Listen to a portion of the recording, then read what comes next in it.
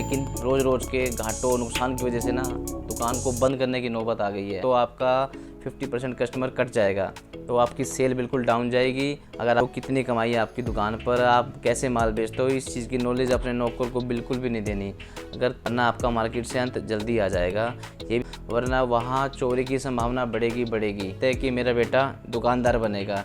हुआ माल या ख़राब माल या चूहा खाया हुआ माल अगर दोगे तो आपका कस्टमर आपकी दुकान पे नहीं आएगा, उल्टा आप सारी ज़िंदगी टेंशन, घाटे और कर्जे में निकल जाएगी। जवानी में ना बिल्कुल बूढ़े हो जाओगे। ज़िंदगी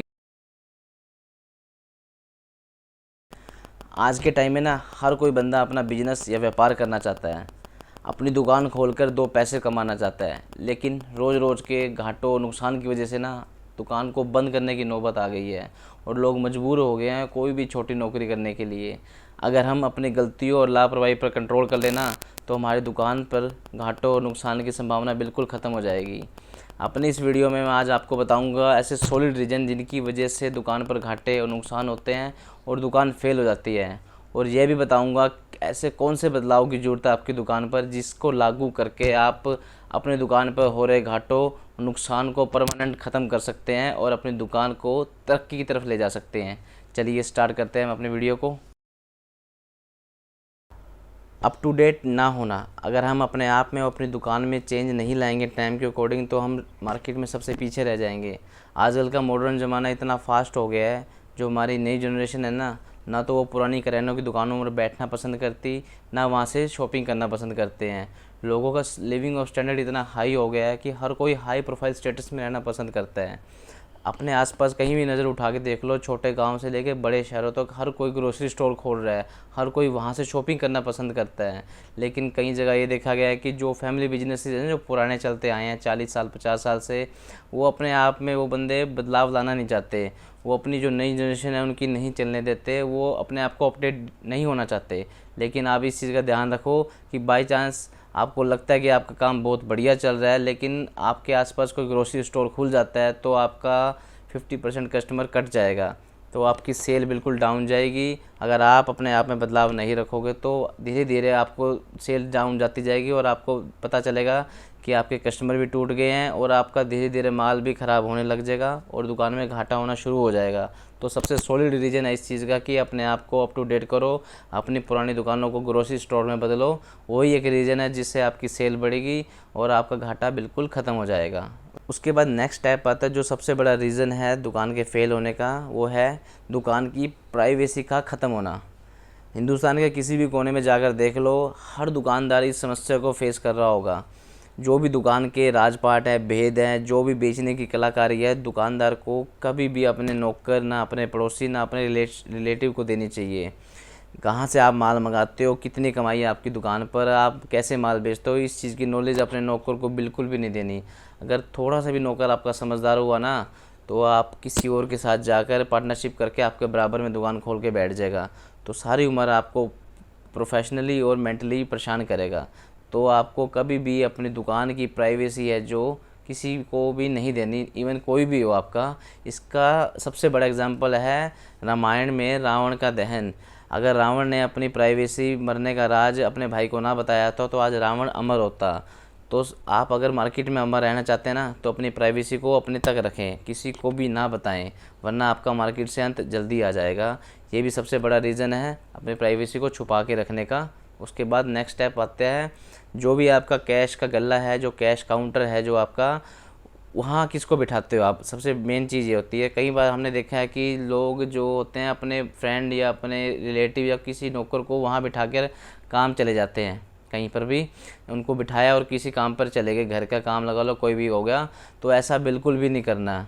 अपने घर के फैमिली मेम्बर को ही वहाँ बिठाना है, जो आपका अपना हो या अपनी सगा हो, आपका जो आपके साथ बैठता हो दुकान में, आपके घर का मेंबर हो, वरना वहाँ चोरी की संभावना बढ़ेगी।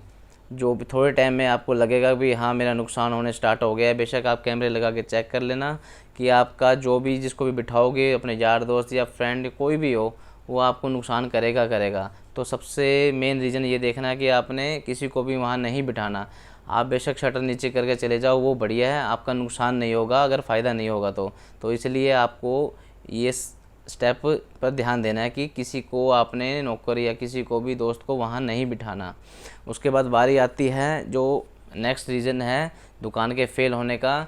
जो भी जैसे कि हमने किसी मार्केट से या किसी दुकानदार से माल लिया या होलसेलर से माल लिया, किराने वाले से ऑर्डर देते हैं, तो जब भी माल आपके पास आए तो माल की आते एक्सपायरी डेट, उसकी रेट कटिंग, उसके अंदर हवा है माल के अंदर नहीं है, मतलब कि जो भी चिप्स कुरकुरे के पैकेट होते हैं या इवन कोई भी आइटम मान के चलो ब्रेकेज तो नहीं है वो, ये चीज़ को आपने सबसे पहले चेक करना है। उसके बाद अपने बिल से मैच करना है कि इसका रेट और क्वांटिटी सही है कि नहीं है, उसने रेट गलत तो नहीं लगा दिया। कई बार ये होता है कि MRP 50 होता है तो वो 45 MRP का माल दे देता है। तो सबसे पहले आपने माल को चेक करना है, उसको मिलाना है, उसकी डेट चेक करनी है, उसके बाद ही अपने दुकान पे खानों में लगाना है। अगर हम ऐसा नहीं करेंगे तो पुराना ख़राब माल हमारे पास आ जाएगा। उसके बाद दुकानदार भी अपनी ज़िम्मेवारी नहीं लेगा कि ये मैंने भेजा था, तो आपका माल ख़राब होगा, आपका कस्टमर आपसे नाराज़ होगा। अगर आप वो टूटा हुआ माल या ख़राब माल या चूहा खाया हुआ माल अगर दोगे तो आपका कस्टमर आपकी दुकान पे नहीं आएगा, उल्टा आपकी वो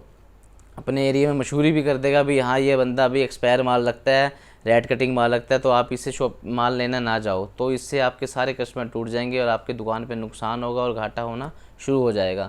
तो आपको इन चीज़ों का सबसे ज़्यादा ध्यान रखना है ताकि आपका दुकान पे घाटा ना हो और आपका नुकसान ना हो। उसके बाद बारी आती है ऐसा रीज़न जो है कि दुकानदार का या जो मालिक है जो दुकान में बैठता है उसका इंटरेस्ट ना होना अपने काम में सबसे बड़ा रीज़न माना गया है। जो कि फैमिली बिजनेसेस है ना, जिसमें जो इनके बढ़िया बिजनेस चल रहे हैं, वो क्या करते हैं, जो अपनी जनरेशन है नई, वो जैसे अपनी स्टडी पूरी करके आती है ना, तो उनको कंपेल करके या इमोशनली करके उनको आप इस धंधे में बिठा देते हैं बिना उनका इंटरेस्ट जाने।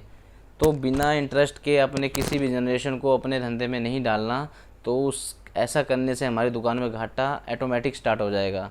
3 इडियट मूवी है, इसका सबसे बड़ा एग्जांपल है, जिसमें दिखाया गया है कि कैसे बच्चा पैदा होता है तो सीधा उसके फादर डिसाइड कर लेते हैं कि मेरा बेटा दुकानदार बनेगा। ऐसा हमें बिल्कुल भी नहीं करना। अपनी जनरेशन जो भी है उनका इंटरेस्ट जानना है, तभी उनको इंटरेस्ट के अकॉर्डिंग ही हमने अप्लाई करना है, वरना हम अपनी ज़बरदस्ती या कुछ भी उसको करके दुकान में बिठा देंगे, वो दुकान को ध्यान नहीं देगा। ध्यान ना देने से वो मतलब दुकान पे घाटा होना शुरू हो जाएगा। तो इसलिए हमने ये देखना है कि हमें जो भी अपनी जनरेशन को बिठाना है उनका इंटरेस्ट होना चाहिए। बिना इंटरेस्ट अगर जनरेशन का नहीं है तो हमें उन्हें कंपेल नहीं करना चाहिए, वरना नुकसान होना शुरू हो जाएगा आपका दुकान पर। समझदारी इसी में है, टाइम ख़राब आने से पहले अपनी कमियों को सुधार लो, वरना सारी ज़िंदगी टेंशन, घाटे और कर्जे में निकल जाएगी। जवानी में ना बिल्कुल बूढ़े हो जाओगे, ज़िंदगी जीने का मज़ा ख़त्म हो जाएगा। मेरी बताई गई बातों पर गौर करना है, जो भी कमी है उनमें सुधार लाओ और अपने धंधे को अब पूरी ईमानदारी से करो। फिर देखना आपकी दुकान में घाटा बिल्कुल भी नहीं होगा और बढ़िया तरक्की होगी आपकी। वीडियो अच्छी लगी तो मेरे चैनल को सब्सक्राइब करें और भी धंधे से जुड़ी जानकारी पाने के लिए मेरे से जुड़े रहें।